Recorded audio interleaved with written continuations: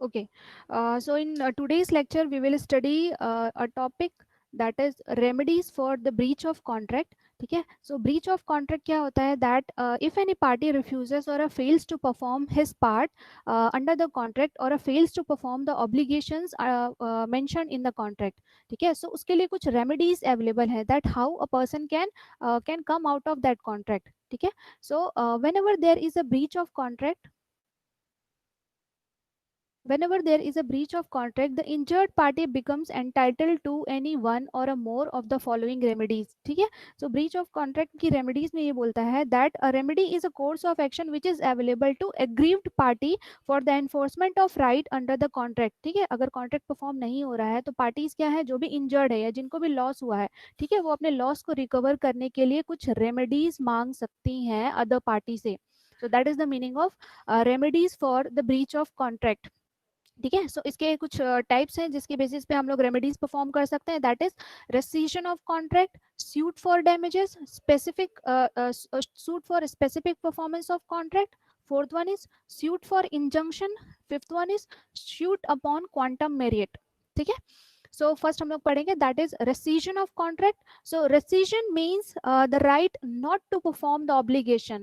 Right not to perform the obligation means यहाँ जो party है वो क्या करेगी, डिस्चार्ज कर देगी अपने आप को from the all the obligation under the contract and is entitled to claim the compensation for the damages which has sustain because of non performance of the contract. Means यहाँ पे क्या होगा, अगर एक पार्टी है, ठीक है, जिसमें प्रॉमिस किया है कुछ चीजें अदर पार्टी को टू सेंड या फिर समथिंग, जो भी जिस भी टर्म्स के लिए, अभी क्या हो रहा है, रेसिजन मीन्स टर्मिनेशन. उनका अभी जो कॉन्ट्रैक्ट है वो खत्म हो जाएगा. ठीक है. वहां पे जो जो भी ऑब्लिगेशन है वो परफॉर्म नहीं होंगे, बट वो क्या कर सकते हैं, क्लेम कर सकते हैं कंपनसेशन. ठीक है. उसके बदले में वो क्या करेंगे, पैसे मांग लेंगे, लाइक कि हमारा इतना जो पैसा हमने आपको दिया था या हमारा इतना जो पेंडिंग है आपको क्लियर कर दीजिए. So that is the meaning of rescission of contract.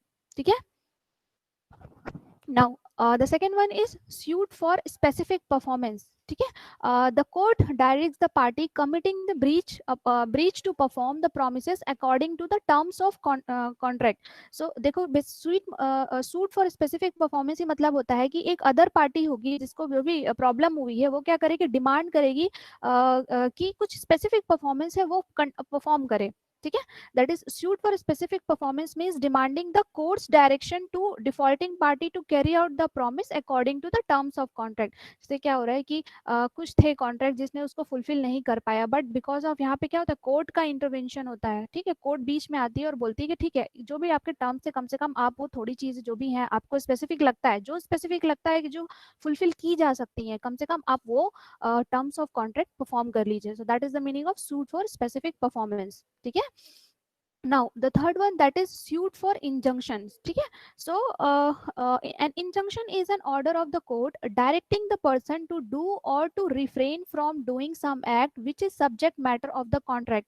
ठीक है. So suit for injunction मतलब ये होता है कि demanding the court stay order. ठीक है. injunction मतलब होता है कोर्ट्स का stay order चाहिए हमको, कि कोर्ट क्या करेगी, उस टर्म्स ऑफ कॉन्ट्रैक्ट को स्टे में कर देगी. दैट ये लिखा है ना, डायरेक्टिंग टू डू और to refrain from doing some act. ठीक है. यहाँ पे क्या करेगी, इंजंक्शन मतलब होता है order of the court which prohibits a person to do a particular act. ठीक है. Now the next one, that is suit for damages for the losses. suit suit for damages for the losses sustained. ठीक है. In case of breach of contract, injured party can claim for damages caused due to breach. ठीक है. अभी क्या हुआ, जो भी parties involve थी उन लोगों ने जब ब्रीच ऑफ कॉन्ट्रैक्ट किया तो जो इंजर्ड पार्टी थी, ठीक है, जिसको प्रॉब्लम हुई, ठीक है, जिसको लॉस ऑकर हुआ, वो क्या करेगा, क्लेम कर सकता है अपने डैमेजेस के लिए. ठीक है. Because of the breach. ठीक है. लाइक द टू पार्टीज है, दोनों ने क्या किया कि कुछ प्रोडक्ट ट्रांसफर करने का प्रॉमिस किया था, ठीक है, सेल करने का एंड बाय करने का. तो अभी क्या हुआ, जो भी उनको डैमेजेस हुए, ठीक है, जो भी उनको डैमेजेस हुए, जैसे कि एक्स ने प्रोडक्ट वाई को डिलीवर कर दिया था बट वाई ने पे नहीं किया था, अभी क्या होगा, जो भी उनको डैमेजेस हुए इस दिस टाइम में, तो वो क्या करेगा, वाई पे कर देगा. सो this is the fourth one. Now the fifth one is quantum merit. So quantum merit means as much as earned or deserved or as much as is merited, a person can claim the payment for the work done or the goods supplied. ठीक है. तो quantum merit मतलब होता है कि आपने जितना काम कर लिया है, ठीक है, as much as earned लिखा है ना, like as much as earned और deserved as much as merit। ठीक है, उनका कितना वर्थ है, कितना मेरिट है, जितना काम हमने कर लिया, जितना हमने अर्न कर लिया है, एटलीस्ट पे फॉर दैट। ठीक है, that is the payment of the work done और द गुड सप्लाइड। जितना उन्होंने काम कर लिया, जितना उन्हें गुड सप्लाई कर लिया, उसके बदले में you have to pay, that is the quantum merit. ठीक है, so this are the 5 techniques of remedies for breach of contract. This are clear, understood, yes और no? Ma'am last one. Last one देखो, quantum merit. Merit मतलब क्या होता है, आपका कितना वर्थ है। मेरिट समझते हो, MERIT, मेरिट, आपके परसेंट मार्क्स मेरिट। ठीक है, तो आपका जितना मेरिट था, ठीक है, उसके बेसिस पे जितना हमारा अमाउंट आता है। क्वांटम मतलब कोई क्वांटिटी, ठीक है, either in terms of money और प्रोडक्ट। तो जितना हमारा मेरिट था, जितना हमने काम कर लिया, उसके बेसिस पे हमारा जितना भी मनी वैल्यू आ रहा है वो हमको पे कर दीजिए, या जितना प्रोडक्ट हमको आ रहा है उतना पे कर दीजिए। ठीक है, वही लिखा है, as much as earned और डिजर्व्ड और as much as is merited। ठीक है, a person can claim the payment for the work done or the goods supplied। Understood? Yes ma'am. Okay, so shall we proceed, आगे चले? Yes ma'am. Okay, Yes, ma'am. okay, okay। Now next we will study special contracts। ठीक है, so क्या क्या special contracts होते हैं, मैंने बताया था लास्ट क्लास में, बताओ what are the special contracts?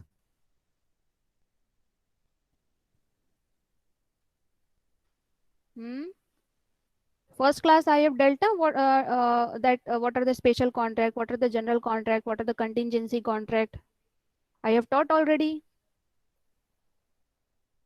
hmm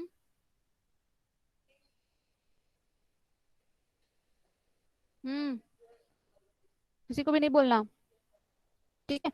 चलो ठीक है, तो स्पेशल कॉन्ट्रैक्ट जो होते हैं वो होते हैं contract of indemnity and contract of guarantees. तो इन दोनों को बोलते हैं हम लोग स्पेशल कॉन्ट्रैक्ट।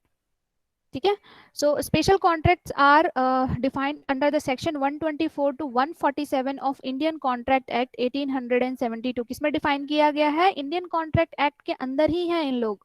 ठीक है, under the section 124 to section 147 of Indian contract act 1872। ठीक है, सो first we will study the contract of indemnity. ठीक है, so a contract by which one party promises to save the other from the loss caused to him by the conduct of the promiser himself or by the conduct of any other person is called a contract of indemnity, and it is defined under the section 124 of Indian Contract Act। तो क्या बोल रहा है that contract of indemnity मतलब होता है कि एक पर्सन ने क्या किया, प्रॉमिस किया to the other person that I will pay for the losses which is caused by me. अगर वो मेरी गलती से कोई प्रॉब्लम या लॉस आपको हुआ है, या by the some other person, ठीक है, और बाय किसी अदर पर्सन के एक्ट की वजह से भी हुआ है, तो मैं आपको क्या करूंगा, इंडेमिनिफाई करूंगा या इंडेमिनिटी दूंगा। ठीक है, so that is the meaning। ठीक है, so let's say an example, a contract to indemnify B against the consequences of any proceeding which the C may take against the B in respect of the certain sum of 20,000 rupees। so this is a contract of indemnity। क्या बोल रहा है कि a person ने इंडेमिनिफाई किया B को, कि a person जो है इंडेमिनिफाई कर रहा है बी को, मीन्स प्रोटेक्ट कर रहा है अगेंस्ट कोई भी कॉन्सिक्वेंस होता है in any kind of proceeding which was taken by the C against the B. C ने सपोज कोई केस कर दिया बी के खिलाफ में, तो ए क्या बोलता है, ठीक है आप उस केस में प्रोसीडिंग्स में करो, मुझे आपको जो भी प्रॉब्लम होगा मैं आपको क्या करूंगा, इंडेमिनिफाई करूंगा, आपके लॉसेस को बियर करूंगा, आपके लॉसेस के लिए पे कर दूंगा। ठीक है, so this is the meaning of indemnity. ठीक है, and here the two person that is ए जो आपको क्या कर रहा है, इंडेमिनिटी दे रहा है, so that person is known as a indemnifier and the person B is called the indemnity holder. Because यहाँ ए प्रॉमिस कर रहा है ना दैट आई विल indemnify तो B is indemnity holder because he is a holder, and here A is a indemnifier।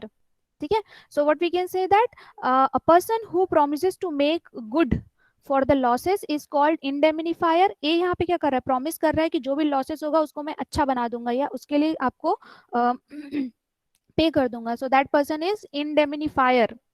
and the next one, the person whose loss is to be made good। यहाँ पे क्या है, second person जिसके पास loss हुआ है B, जिसके losses को क्या किया जा रहा है, उसके लिए पेमेंट दिया जा रहा है बाय ए। ठीक है, so that person is known as a indemnity holder. ठीक है, okay, next is that essentials of contract of indemnity.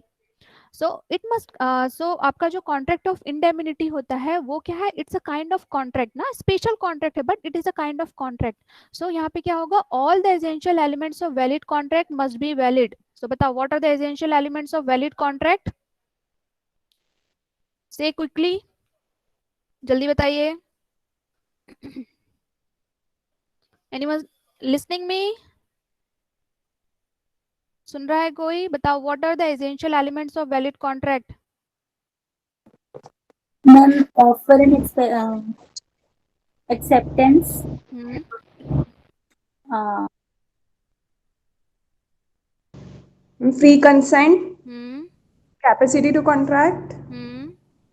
possibility of performance, okay, next. uh, legal formalities, hmm. lawful consideration, hmm. um, agreements not lawful to be objects, declared void or illegal. Expressly declared void. Illegal क्या था, illegal किसने बोला, hello. Not declared बोला मैंने. अच्छा, okay. सो वो जो आप बोल रहे थे वो लीगल फॉर्मेलिटीज है. और बताओ, और दो तीन चीजें रह गई हैं, जल्दी, क्विकली, जल्दी जल्दी बताओ. Capacity of parties, lawful consideration, lawful object, certainty of meaning, possibility of performance, ये भी था ना, यस और नो. हो ही गया था. Yes ma'am. हाँ मैम बोलो. बोल रहे. ओके ओके, ठीक है. सो इसीलिए मैंने बोला था दैट कि आपको कॉन्ट्रैक्ट के जो भी बेसिक टर्मिनोलॉजीज है, ठीक है, essential elements of valid contract, types of contract, ठीक है, उसके एग्जांपल के साथ मैंने समझाया था. ये सब आपको रिमेंबर होने चाहिए, अच्छे से याद होने चाहिए, बिकॉज यही सारी चीज़ें आपको पूरे लॉ के सब्जेक्ट्स में यूटिलाइज होंगी. ठीक है. सो अगर आप पहले की चीज़ें भूल जाते हैं तो आपको बाद में प्रॉब्लम होगी. ठीक है. सो हम लोग come to the topic. Essentials of a contract of indemnity is that it is a type of contract, so it must follow all the essential elements of valid contract. Okay. Now the second one, the promisee or the indemnity holder must have suffered the loss.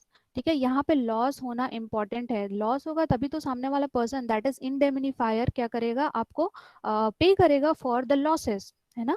Now the second one, it may be express not implied. ठीक है, इसको express करना होना जरूरी है, like आपको एक written format में होना चाहिए. ठीक है, या ओरल होना चाहिए, किसी भी टर्म्स में आपके पास कुछ प्रूफ होना चाहिए, like it is express that someone है will indemnify me for the losses, है ना. अगर आपके पास इम्प्लाइड है कि अगर कोई मुझे लॉस होता है तो सामने वाला पर्सन मुझे क्या करेगा, इंडेमनीफाई कर देगा और मेरे लॉसेस के लिए पे कर देगा, तो इम्प्लाइड जो कॉन्ट्रैक्ट है वो यहाँ एप्लीकेबल नहीं है. Okay. Now the next, rights of indemnity holder. ठीक है. So the rights of indemnity holder are defined under the section 125 of Indian contract act, and under this there are three kinds of rights available to the indemnity holder. So the first one is that all damages for the suit filed against him, and the second one, all the cost in defending the suit, all sums which he paid in compromise of any such suit. ठीक है. So यहाँ क्या क्या बोल रहा है कि आपको जितने भी डैमेजेस हुए हैं, इंडेमिनिटी होल्डर को जो जो जितने भी डैमेजेस हुए हैं वो सारे डैमेजेस के लिए क्या होगा, सूट के लिए डैमेजेस जो होगा वो फाइल किया जाएगा उसके द्वारा. एंड द सेकेंड वन, जितने भी कॉस्ट अपीयर हो रहे हैं या बियर हो रहे हैं उसके लिए क्या किएगा, डिफेंड करने के लिए सूट को अवेलेबल रहेगा. एंड जितने भी सम पेड हुए हैं to compromise any such suit, ये सारी तीनों चीजों के लिए जितना भी कॉस्ट ऑकर होता है, that is the right of an indemnity holder which will get paid by indemnifier. ठीक है, सारी चीज़ों के लिए जितने भी लॉस हैं, इन सारे लॉस के लिए जितना भी अमाउंट लग रहा है या जितने भी प्रोडक्ट्स की रिक्वायरमेंट है वो क्या करेगा, इंडेमिनिफायर पे करेगा. ठीक है. Now the next topic is the right of indemnifier, कि देखो यहाँ पे इंडेमिनिटी होल्डर्स के लिए राइट्स अवेलेबल हैं. ठीक है. So this are the three rights which are available for indemnity holder, but यहाँ पे इंडेमिनिफायर के लिए कोई राइट्स अवेलेबल नहीं है. यहाँ लिखा है no such provision is there in case of contract act. ठीक है. इंडेमिनिफायर के लिए कोई राइट्स अवेलेबल नहीं है कि वो बाद में रिफ्यूज नहीं कर सकता दैट आई विल नॉट पे फॉर द डैमेजेस. ठीक है. एंड सेम ऐसा ही केस अवेलेबल होता है आपके लिए for the contract of guarantee. Contract of guarantee में श्योरिटी जो पर्सन होता है, person who is named surety, उसके पास भी कोई राइट नहीं होता है कि वो बैक ऑफ कर ले फ्रॉम द गारंटी। ठीक है, ये हम लोग नेक्स्ट टॉपिक पढ़ेंगे, कॉन्ट्रैक्ट ऑफ गारंटी। ओके, अभी तक आपको समझ में आया कॉन्ट्रैक्ट ऑफ इंडेमिनिटी? कोई डाउट तो नहीं है? यस और no? No, ma'am. No, ma'am. Okay. Okay, so let's proceed. So next topic, that is contract of guarantee. ठीक है, so contract of guarantee is a contract to person contract to perform promise or discharge the liabilities of third person in case of his default. This is defined under the section 126 of Indian Contract Act. क्या बोल रहा है? that a contract of guarantee जो होती है वो perform की जाती है by a person who is named promisee to discharge the liabilities of a third person in case of his default. मतलब वो अगर खुद कोई डिफॉल्ट करता है तो क्या करेगा, सामने वाले पर्सन को जो भी लॉस हुआ है उसके लिए वो पे करता है. So that is the contract of guarantee. So let's take an example, that is A lends the money to B. So यहाँ पे ए क्या कर रहा है, कुछ पैसे दे रहा है टू बी, लेंड कर रहा है. एंड यहाँ पे सी जो है वो प्रॉमिस करता है to A that if B fails to repay he will pay the money. ठीक है, ए क्या कर रहा है, लेंड कर रहा है some money to B and C promise कर रहा है to A that if A is not able to pay repay the amount I will pay the amount to B. ठीक है, सो यहाँ पे तीन पार्टीज इन्वॉल्व हैं. So A is known as a creditor because A क्या कर रहा है, मनी लैंड कर रहा है या क्रेडिट में दे रहा है to B. B person is known as a principal debtor and C is known as the surety because C क्या कर रहा है, यहाँ पे प्रॉमिस कर रहा है या श्योरिटी दे रहा है that if A is not if B is not able to pay then I will pay to A. है ना, सो इसको हम लोग डिटेल में डिस्कस करते हैं. दैट यहाँ पे एक्चुअली तीन पार्टीज इन्वॉल्व होती हैं. ठीक है, under the contract of guarantee. First person that is known as a principal debtor. ठीक है, जो आपको क्या करता है, in general term we can say जो आपको उधार देता है. ठीक है, so principal debtor the party on whose behalf the guarantee is given.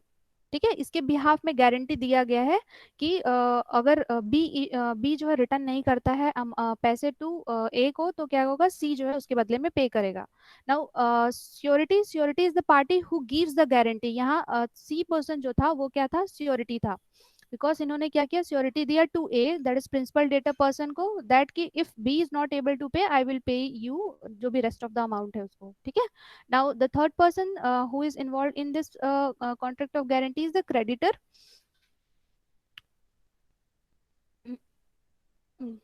Sorry, यहाँ पे बी है. ठीक है,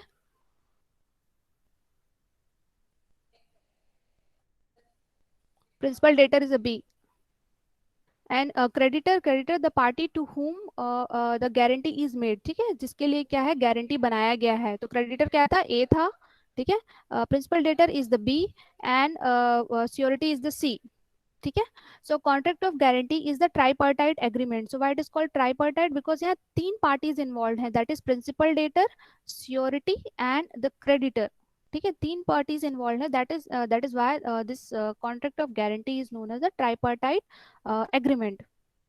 ठीक है, now the next one, essential features of the contract of guarantee. ठीक है, so the first foremost important feature is that it is a concurrence of three parties, that is principal debtor, creditor and surety. That is why it is known as a tripartite agreement. Now the second one is that the primary liability in some person. ठीक है, so there must be a primary liability in some person other than the surety, जो क्या करता है, आपको amount pay करता है. Like in case of above example A, B, सी. सो यहाँ पे प्राइमरी रिस्पॉन्सिबिलिटी सी की नहीं है कि सिर्फ वही अमाउंट को पे करेगा. ठीक है, जो भी आपने लेंड किया है उसके बदले में. यहाँ ए की भी रिस्पॉन्सिबिलिटी बी की भी रिस्पॉन्सिबिलिटी है कि वो जो भी लाइबिलिटीज थी टूवर्ड्स द ए वो उसको पे करे. ठीक है, now next is the essentials of valid contract. तो जितने भी हमने वैलिड कॉन्ट्रैक्ट की एसेंशियलिटी थी वो भी यहाँ जो होगी फॉलो होगी. Now there should be some consideration. ठीक है, सो आपका क्या है, यहाँ पे कॉन्ट्रैक्ट फॉर्म हो रहा है ना. सो कॉन्ट्रैक्ट के लिए एक इंपॉर्टेंट कंसिडरेशन है that there must be a lawful consideration. ठीक है, जो भी आप लेंड कर रहे हैं उसके बदले में क्या होगा, आपको कुछ अमाउंट पे किया जाएगा या फिर कोई प्रोडक्ट आपको दिया जाएगा. ठीक है, so and it must be in oral or in writing. ठीक है। And means we can say that it is a kind of expressed contract, जहाँ पे आपको इन ओरल या फिर इन राइटिंग आपको एक्सप्रेस करना पड़ेगा that this person is the surety and this person is your principal debtor and this person is your creditor, and हम तीनों के बीच कॉन्ट्रैक्ट हो रहा है एंड सो टर्म्स हैं हमारे बीच में कॉन्ट्रैक्ट के। ठीक है। And there must be a distinct promise, oral or written, by the surety to pay the debt in case of default by the principal debtor। ठीक है, वो मैंने पहले ही बोला लाइक जो भी आपका प्रॉमिस है either in form of oral और in written by the surety, कौन देगा? श्योरिटी देगा, that to pay the debt in case of default of principal debtor. अगर प्रिंसिपल डेटर कौन है यहाँ? B is the principal debtor, P D. ठीक है, this is the principal debtor, C is the surety and A is the creditor. ठीक है। So यहाँ पे क्या लिखा है दैट कि अगर डिफॉल्ट होता है by the principal debtor means B को डिफॉल्ट करता है, तो सी श्योरिटी देता है that C will pay the amount which is borrowed by B. जो भी अमाउंट बी ने बोरो किया है वो क्या करेगा? सी पे कर देगा टू ए। ठीक है, okay. Next topic that is kinds of guarantee. ठीक है, so there are two kinds of guarantee. The first one is your specific guarantee and the second one is continuing guarantee. So specific or a simple guarantee means that it is for your single transaction. ठीक है, that specific or simple guarantee extend to the single transaction or a debt. आपकी जो single transaction और a debt हो रहे हैं किसी भी parties के बीच में, उसके लिए बस ये available है। ठीक है, so that is known as specific or a simple guarantee. So it comes to an end when the guaranteed debt is है ना, ये दैट इज होगा इज ड्यूली डिस्चार्ज। आपका क्या होता है? सपोज एक जो आपका ट्रांजेक्शन था या एक जो आपका एग्रीमेंट था, ठीक है, उसका क्या होगा? एंड हो जाता है तो क्या होगा? जो आपकी गारंटीड डेट है वो ड्यूली डिस्चार्ज हो जाएगी। ठीक है, it comes to an end when the guaranteed debt is duly discharged or the promises your promises performed. ठीक है। Now the second one is continuing guarantee. So this guarantee extend to the series of transaction और a date. आपका क्या होता है? Transaction जो है series में है, मतलब बहुत सारे ट्रांजेक्शन जो है पार्टीज के बीच में कंटिन्यूसली हो रही हैं। ठीक है, यहाँ पे आपका एंड अभी नहीं है, लाइक जो बड़ी बड़ी कॉन्ट्रैक्ट्स होते हैं, ठीक है, उनका जो आपका ट्रांजेक्शन है वो चलता रहता है, उसके लिए होता है आपका continuing guarantee. And the liability of a surety extend to all the transactions of the guarantee. So यहाँ पे जो liability है surety की, जो surety ने जो दिया है कि that I will pay for the losses, वो क्या होगा? सिर्फ एक single transaction के लिए नहीं होगा, वो all the transactions के लिए होगा जो उस terms of contract के बीच में contract के format में mention है। ठीक है, जितने भी terms हैं वो सारे terms of contract और उनके performance तक के लिए जो person surety है वो responsible होगा to pay for the losses। ठीक है, सो अभी तक कोई doubt? Your kind identify your guarantee and terms of guarantees, kinds of guarantees, इस तक में कोई डाउट है आपको? यस और no? No, ma'am. No, ma'am. Okay okay, so next we will study sales of goods act 1930। ठीक है, so initially क्या था? टिल द 1930 तक आपका जो सेल्स ऑफ गुड्स एक्ट था उससे जो भी रिलेटेड प्रोविजंस थे वो डिफाइंड थे आपके under the chapter 7 of Indian contract act 1872 from the section 76 to 123। जो इंडियन कॉन्ट्रैक्ट एक्ट था 1872 वही आपका गवर्न करता था आपके जो भी सेल्स होते थे गुड्स के। ठीक है, टिल द 1930 तक जो डिफाइन किया गया था from the section 76 to section 123। But क्या हुआ? After the certain time that government realises that the sale of goods is जो था आपका वो मेजर वर्क था ना ड्यूरिंग द ब्रिटिश एरा। तो उन्होंने क्या किया? They separate the sales of goods. ठीक है, जो भी laws and rules and regulations related to the sales, they have separated it from the Indian contract act and form the new law that is known as sales of goods act 1930।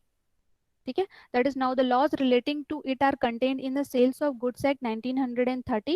Now it came into force on 1st July 1930 and this act may extend to the whole of India including the state of Jammu and Kashmir. ठीक है, so आपका cell of goods act जो होता है आपके पूरे India में applicable होता है including the state of Jammu and Kashmir. जैसे बहुत सारे एक्ट्स होते हैं जो पहले जम्मू एंड कश्मीर में एप्लीकेबल नहीं होते थे, बट आफ्टर द आपका जो जम्मू एंड कश्मीर को यूनियन टेरिटरी बनाया गया है, देन आफ्टर क्या है आपके सारे एक्ट्स जो होते हैं वो एप्लीकेबल हैं to state of Jammu and Kashmir. अभी वो यूटी हो गया है. ठीक है, now next is contract of sale. So contract of sale of goods is a contract whereby the seller transfers or agrees to transfer the property in goods to the buyer for a price. So contract of sale में क्या होता है, एक seller जो होता है वो transfer कर देता है जो भी प्रॉपर्टीज थी, गुड्स थी, उसको डायरेक्टली और इमीडिएटली, और एग्री करता है to transfer that property in future time period. ठीक है, to the buyer for a price. ठीक है, उसके लिए एक प्राइस भी डिसाइड होना चाहिए, that is known as a proper consideration होना चाहिए. ठीक है, now there may be a contract of sale between the one party to another, and यहाँ पे भी एक contract होना चाहिए, so that is known as a contract of sale between one party, ठीक है, जो buyer है, and the other party जो seller है. दोनों के बीच में क्या होना चाहिए, contract होना चाहिए, and which is defined under the section 4(1). and sale of goods act जो होता है वो आपका डील करता है related to the your goods, not with your like your mortgage और प्लेज जो होता है उससे डील नहीं करता है. ठीक है, वो डील करता है विद द गुड्स. ठीक है, goods only. And the terms of contract of sale include both the sale and agreement to sale. Sale, ठीक है, सेल मतलब क्या होता है कि आपने जो प्रॉपर्टी है उसका जो है ट्रांसफर जो होता है, प्रॉपर्टी को जो ट्रांसफर या प्रोडक्ट की डिलीवरी आपने इमीडिएट कर ली, that is known as the sale. ठीक है, ये था ना, सेलर ट्रांसफर्स द प्रॉपर्टी, तो ये transfers the property is known as the sale, and agrees to transfer the property in goods. ठीक है, एग्री करता है कि वो ट्रांसफर करेगा जो प्रॉपर्टी का ओनरशिप है in the future time period, that is known as the agreement to sale.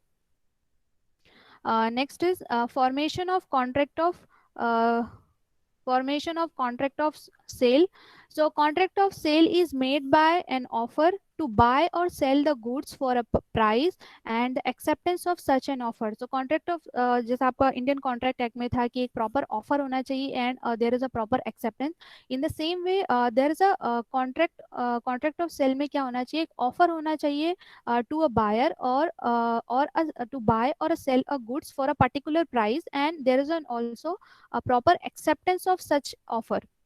ठीक है, यहाँ क्या क्या होना चाहिए, एक प्रॉपर ऑफर होना चाहिए टू बाय करना है या सेल करना है हमको कौन सी पर्टिकुलर गुड को at what price, and also there is a proper acceptance of that offer.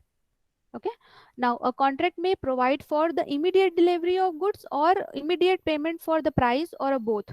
तो आपका कॉन्ट्रैक्ट ऑफ सेल में इंक्लूड होता है लाइक कि आप क्या कर सकते हैं, आप इमीडिएट डिलीवरी दे सकते हैं अपने गुड्स का एंड इमीडिएटली पेमेंट ले सकते हैं प्राइस का. ठीक है, और बोथ. ठीक है, एक एक करके इमीडिएट डिलीवरी दे दिया या इमीडिएट पेमेंट ले लिया एंड फ्यूचर टाइम पे आपने प्रोडक्ट दिया, या फिर दोनों. ठीक है, फॉर द डिलीवरी और the payment of installment is also available. ठीक है, आपका जो है आप इंस्टॉलमेंट में कोई प्रोडक्ट खरीद रहे हैं, ठीक है, या फिर आप उसको क्या कर रहे हैं, पोस्टपोन कर रहे हैं, डिलीवरी या पेमेंट को पोस्टपोन कर रहे हैं, शैल बी पोस्टपोन, ये भी अवेलेबल है. आप फ्यूचर टाइम पीरियड में भी उस प्रोडक्ट को डिलीवर कर सकते हैं या फिर फ्यूचर टाइम पीरियड में उसका पेमेंट कर सकते हैं, ये भी अवेलेबल है. ठीक है, so this are the things which are provided under the formation of contract of sale. Now the formation of contract of sale के अंदर कुछ और भी पॉइंट्स हैं, लाइक कॉन्ट्रैक्ट ऑफ सेल में be made within made in writing. ठीक है, writing और बाय वर्ड ऑफ माउथ. ठीक है, so in this way we can say that a contract of sale must be in expressed format. ठीक है, और it is an expressed contract जहाँ पे आपको राइटिंग के फॉर्म में दिया जाएगा और by oral agreement. Now partly in writing और partly by word of mouth. ठीक है, आप पार्टली राइटिंग में ले सकते हैं कि क्या क्या प्रोडक्ट्स में आपको डिलीवर होने वाले हैं एट प्रेजेंट और इन फ्यूचर टाइम पीरियड, वो राइटिंग में भी मिल जाएगा, या फिर partly by word of a mouth भी हो सकता है कि हाँ मैं ये आपको डिलीवर कर दूंगा, कोई आपको अदर पार्टी आपको प्रॉमिस कर देती है. And the third one is an implied from the conduct of parties. And आपको क्या हो रहा है, अदर पार्टी के कंडक्ट से इम्प्लाई हो रहा है that person will deliver this particular product. ठीक है, so these are three are the things included under the contract of sale, that is writing or by the word of mouth, or partly in writing or partly by word of mouth, or implied from the conduct of parties. ठीक है, and this are defined, this three terms are defined under the section 5(2) of contract of sorry sale of goods act 1930. Okay, now let's take an example like agreement by A to buy 20 tons of oil from the seller cistern. The seller has many cistern, उसके पास बहुत सारे cistern मतलब होता है एक रखने का बड़ा वाला कंटेनर, ठीक है, cistern with more than 20 tons in them. So this is merely an agreement to sell. अभी ए ने क्या बोला, दैट ए क्या करेगा, बाय करेगा 20 टन्स ऑफ ऑयल फ्रॉम एक पर्टिकुलर सेलर, सेलर का कोई पर्टिकुलर नेम नहीं दिया है, ठीक है. सो सेलर हैज बहुत सारे सिस्टम है उसके पास जिसमें बहुत सारे प्रोडक्ट्स रखे हुए हैं with more than 20 tons in them. So this is merely an agreement to sale, ठीक है. एग्रीमेंट टू सेल मतलब फ्यूचर टाइम पीरियड में आपका जो सेल है वो परफॉर्म होगा. अभी सिर्फ क्या हुआ है, आपका एग्रीमेंट परफॉर्म हुआ है. So that is known as your agreement to sale. Now the next one, that is a customer who picks up the goods in a self-service shop is merely offering to buy them and the sale is not complete until they are paid for. So this is the example of your sale. Like आप क्या करते हैं, आप like your mall में जाते हैं या let's say an example of big bazaar, आप वहाँ जाते हैं, सेल्फ सर्विस शॉप होता है ना, आप वहाँ क्या करते हैं, प्रोडक्ट पिक करते हैं एंड देन बिलिंग काउंटर में जाते हैं, उसका बिल कराते हैं, उस प्रोडक्ट को लेते हैं एंड उसके बदले में पे करते हैं. So that is known as a sale, ठीक है. And sale is not complete until आप क्या करेंगे, उसके बदले में पे करेंगे जो भी आपने प्रोडक्ट बाय किया है. So this is the example of your agreement to sale and sale. Okay, now the next essentials of a contract of sale, that what are the essential elements. The first one is that all the essentials of the valid contract are applicable. तो जितने भी आपके essential elements of valid contract है that we have studied in first lecture वो यहाँ applicable हैं because it is also a kind of contract. Now between the two parties, यहाँ पे क्या होती है, दो parties involved होती हैं, one is known as buyer and other person is known as a seller. To transfer और agrees to transfer the property और ट्रांसफर द ओनरशिप. सो देखो यहाँ पे क्या होता है, आप डायरेक्टली सॉरी इमीडिएटली आप प्रोडक्ट को डिलीवर कर सकते हैं, ठीक है, या ट्रांसफर कर सकते हैं उसका ownership to the other party और agrees to transfer the ownership of that property in future time period. दोनों चीजें पॉसिबल हैं, ठीक है. And this contract deal with goods, ठीक है, ये किससे डील करता है, गुड्स से डील करता है.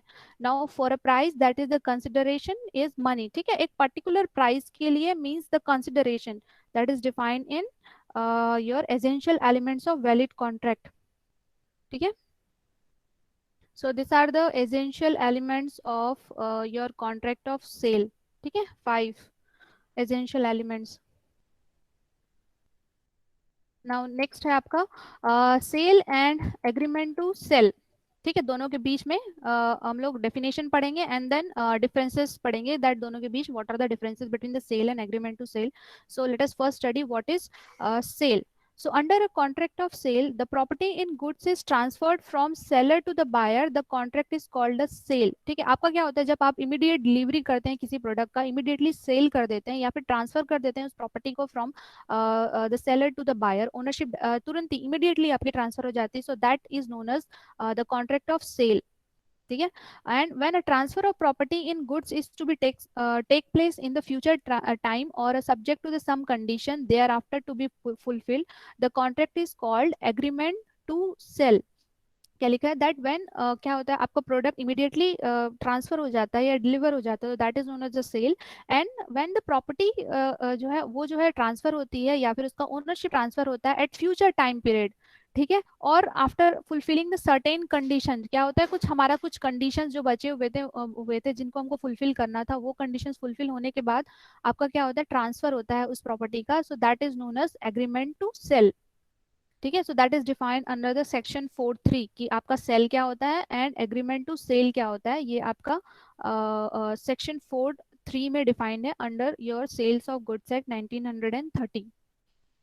Next, an agreement to sell becomes a sale when the time lapses or the condition subject to which the property in goods is to be transferred are fulfilled. क्या बोल रहा है, like आपने क्या है, एग्रीमेंट टू सेल किया है at present, ठीक है, आपको क्या करें, फ्यूचर टाइम पीरियड में आप उस प्रोडक्ट को डिलीवर करेंगे, ठीक है, टू द बायर. बट क्या हुआ, अभी टाइम आपका चला गया, ठीक है, टाइम खत्म हो गया and now the time has came, जहाँ पे आपका क्या होगा, प्रोडक्ट की डिलीवरी होने वाली आज के दिन में।